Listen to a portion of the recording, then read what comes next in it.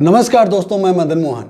CM Yogi Adityanath के 80 बनाम 20 की बात पर गृह मंत्री अमित शाह ने बड़ा बयान दिया है।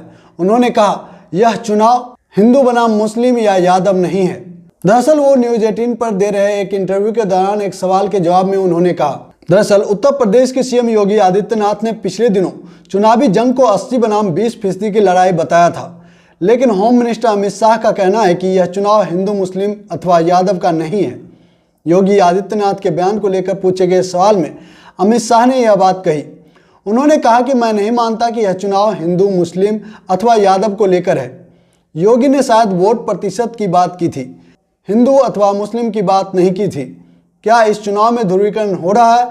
इस सवाल पर अमित शाह ने कहा कि हाँ, ध्रुवीकरण हो रहा है। गरीब और किसानों का ध्रुवीकरण हो रहा है। तमाम किसान को पीएम किसान सम्मान निधि योजना के तहत पैसे मिल रहे हैं। मैं ध्रुवीकरण साफ देख रहा हूं। लेकिन दोस्तों, मैं आपको यहां पर एक दूसरी बात बताना चाहता हूं।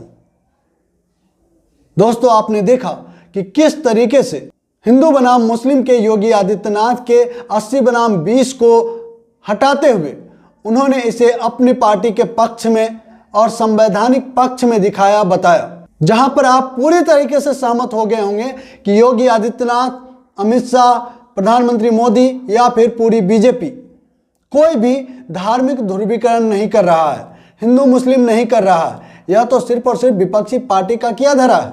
लेकिन मुंह में राम बगल में छुरी, यह बात इन सभी के वार्तालाप से प्रतीत होता है।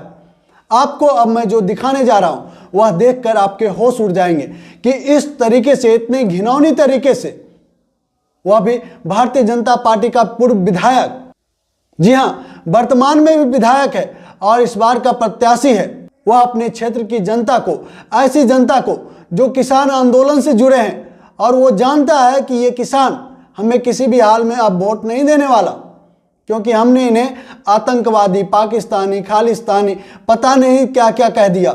ऐसे में ये लोग तो हमें वोट नहीं देने वाले।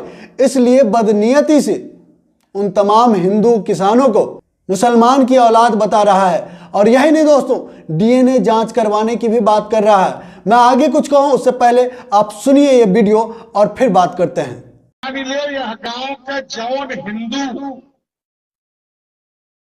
अगर दूसरे तरफ जात बा तो कि जान लो ओकरे अंदर मियाँ के खून दौड़त बा। ठीक है ना? ठीक है। वो गद्दार है, वो जयचंद की औलाद है, वो अपने बाप की औलाद है। इतना अत्याचार होने के बाद भी हिंदू अगर दूसरे तरफ जाता है तो उसको सड़क पर मुंह दिखाने लायक नहीं रखना चाहिए। अच्छा बताओ, यह गांव क्या जयचंद है? क्या क्यों है? तेरी नाम नोट करके हमें बताया दो, ठीक है? तरी हम बनवाई, तरी उनके रंगवा हम टेस्ट कराई, उनके खूनवा टेस्ट कराई कि ओरिजिनल हिंदू हो कि कोनो मियाँ का हो। भैया जयचंद लोगों का तो आप जानते हो, का बताओ। नहीं तो तनी उनके डीएनए टेस्ट कराई, हाँ, ठीक है? नमो हमें बताए दियो बिहार। जिसने बीजेपी को वोट नहीं दिया उसके अंदर मियाँ का खून, गद्दार, अपने बाप की नाजायज औलाद, यह कहना है डुमरियागंज के बीजेपी प्रत्याशी और हिंदू युवा के प्रदेश प्रभारी राघवेंद्र सिंह का। मुझे लगता है दोस्तों कि जिस तरीके से अमित शाह तमाम टीवी चैनल पर जा जाकर अपनी बातें रख रहे हैं, कह रहे हैं कि यह चुनाव हिंदू मुसलमान या यादव का नहीं है, ये तमाम बातें अपने प्रत्याशियों को समझाना चाहिए, अपने गुंडे मवालियों को समझाना चाहिए। ऐसे लोग जो देश के संविधान को धत्ता बताते हुए बेशर्मी से देश को तोड़ने का काम करते हैं, धर्म के नाम पर वोटों का ध्रुवीकरण करने का चाल चल रहे हैं, जो लोग अपने ही समाज के लोगों को गद्दार और नाजायज बुलाते हैं। दोस्तों, मुझे लगता है कि ऐसे बीमार लोगों के बारे में क्या कहूं, जो लोग दूसरे को नाजायज औलाद कह रहे हैं परंतु खुद संविधान के तहत एक प्रत्याशी का फॉर्म भरते हैं और चुनाव में उतरते हैं ताकि संवैधानिक तरीके से चुनकर एमएलए बने, अपने क्षेत्र का प्रतिनिधित्व कर सके। और वो व्यक्ति हिंदुओं को मुसलमान का खून कहता है, गद्दार कहता है, अपने बाप की नाजायज औलाद कहकर वोटों का ध्रुवीकरण करके जीतने का प्रयास करता है। मुझे लगता है कि ऐसे लोग खुद ही गद्दार हैं और जो लोग दूसरों के बारे में ऐसी बातें कर रहे हैं वो लोग खुद ऐसे ही नस्ल के हैं। आप सबको पता है कि 2014 से पहले से ये लोग हिंदू खतरे में है का ढिंढोरा पीट कर सत्ता में आ गए, और उसके बाद तो और भी ज्यादा हिंदू राष्ट्र खतरे में आ गया, क्योंकि इन्हें देश भर के तमाम राज्यों में अपनी सरकारें बनानी थी। जिस तरह के प्राणी हमारे सामाजिक वातावरण में बढ़ गए हैं, हमारे देश की राजनीति में बढ़ गए हैं, इससे मुझे भी आज लग रहा है कि सचमुच हिंदू, मुसलमान, सिख, ईसाई सब खतरे में है, हमारा देश ही खतरे में है। लेकिन दोस्तों, अफसोस के साथ कहना पड़ रहा है कि मैं ऐसे विषाणुओं को, ऐसे जो हमारे समाज में वायरस हैं, जो आपके समाज के प्रतिनिधित्व करने के नाम पर ढोंग कर रहे हैं, वो कोरोना से भी खतरनाक वायरस है, जो एक दिन हमारा पूरा समाज नष्ट कर देगा, हमारा पूरा देश खत्म कर देगा। क्योंकि हमारे पूर्वजों ने जिन मूल्यों के तहत, जिन संवैधानिक व्यवस्थाओं के तहत इस देश को यहाँ तक लेकर आए, अगर यही सब चलता रहा तो वो सभी चीजें नष्ट हो जाएगी। और वैसे तमाम लोग जो इन वायरस के बहकावे में आ जाते हैं, उन सभी से मेरा सवाल, चाहे आप हिंदू हो, मुसलमान हो, किसी भी धर्म के हो।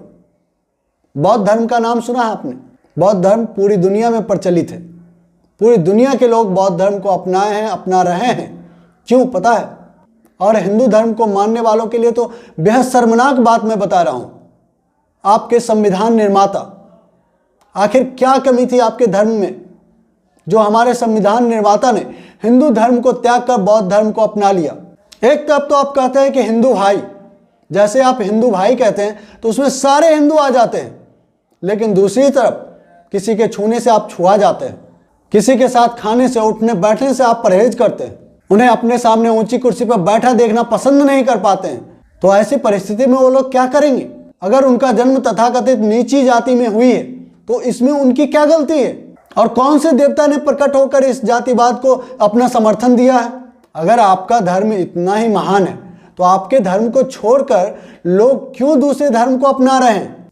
मुझे पता है कि आपके पास इन तमाम सवालों के कोई जवाब नहीं है, और इसलिए भी मैं कहता हूं कि आपके देश के, हमारे देश के जब प्रधानमंत्री, राष्ट्रपति जब दूसरे देश के दौरे पर जाते हैं तो वो यह नहीं कहते हैं कि हम श्री राम के देश से आए हैं, यह नहीं कहते हैं कि भगवान शिव के देश से आते हैं।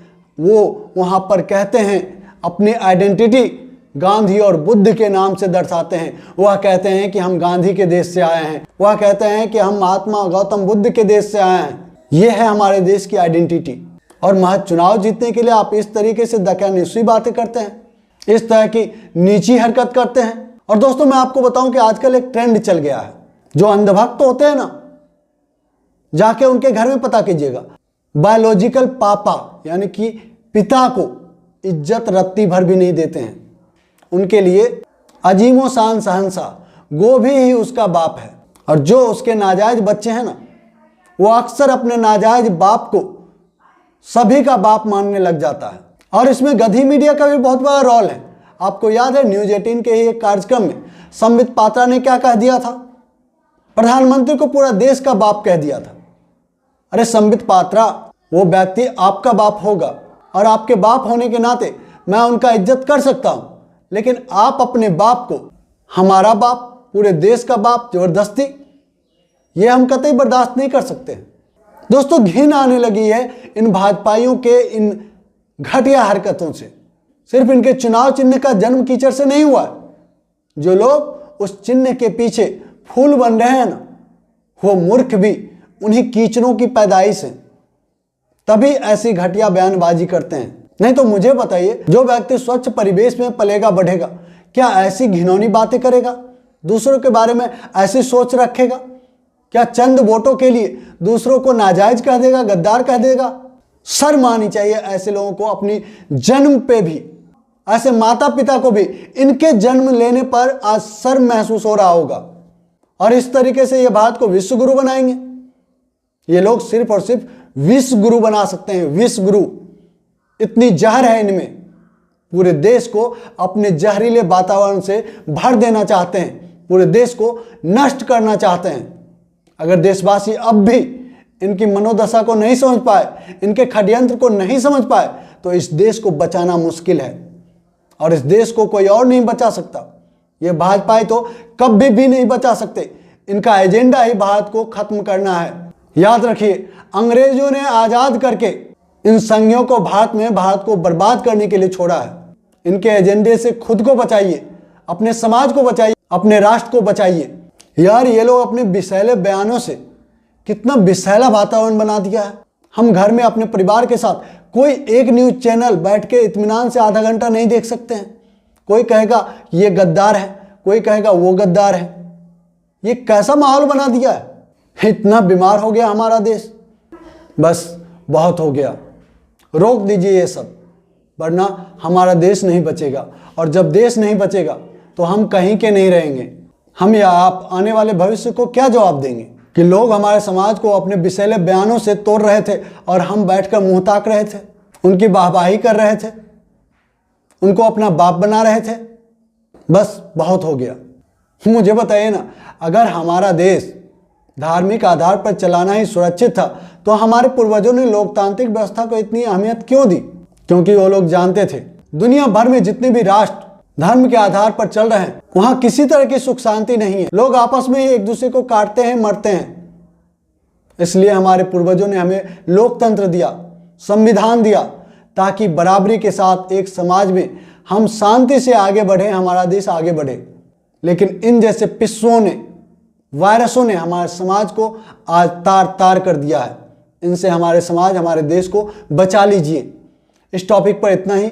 अगर हमारी बातें आपको अच्छी लगी, सच्ची लगी तो वीडियो को लाइक कीजिएगा और शेयर जम के कीजिए।